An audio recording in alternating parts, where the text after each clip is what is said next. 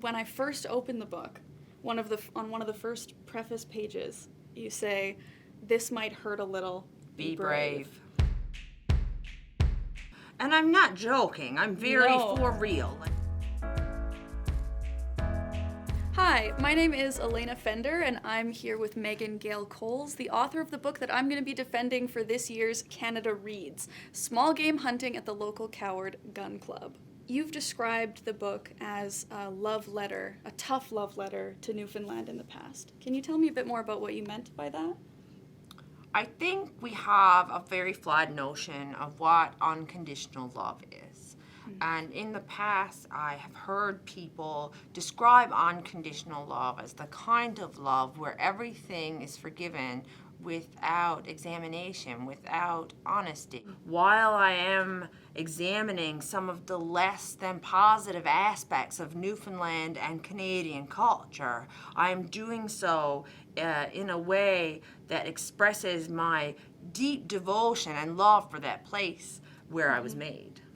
Because you want it to be better. I You want care them, enough. and I also believe that they can be better. Do you have any advice to someone who's about to pick up your book or about to start reading the book, going into it? This is not a light-hearted romance. This is not your entertainment for the sake of entertainment. I am trying to communicate a need for change. And so there's going to be discomfort, and there's going to be things that are really painful. It hurt a lot to write the book. It definitely hurt as much as it does to read it. And the characters are based on Canadians. The characters are inspired by our society. I hope that you engage with those characters in a way that makes you recognize them on the streets of your cities. Do you have a favorite passage in the book or a favorite line that you wrote?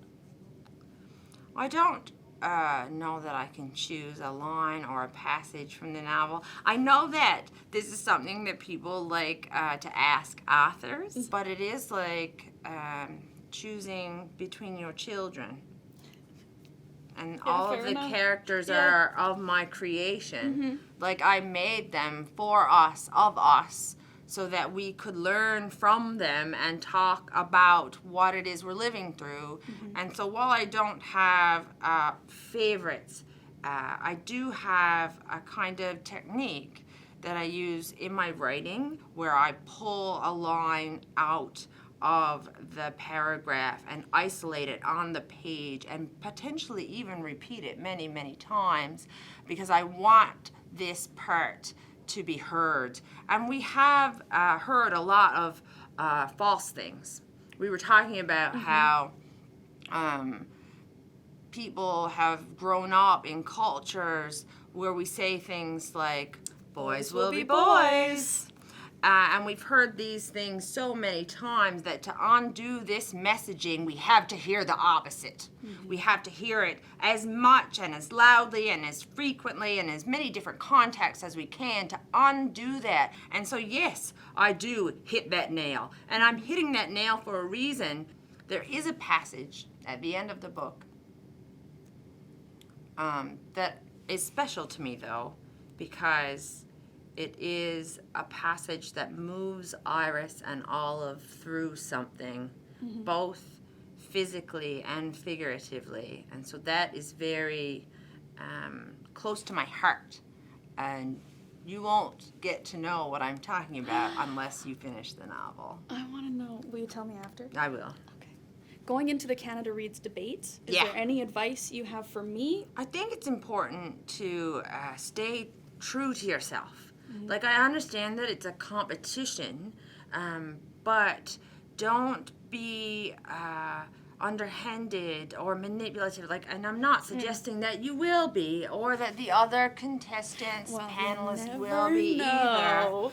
But these kinds of situations sometimes bring out less than admirable qualities, and that's not what I'm going for in the novel. I would like you to stay true to your principles and be respectful and generous with the other panelists, even if that means we go first. Okay, wow, I can The do hard thing that. I is think I can do that.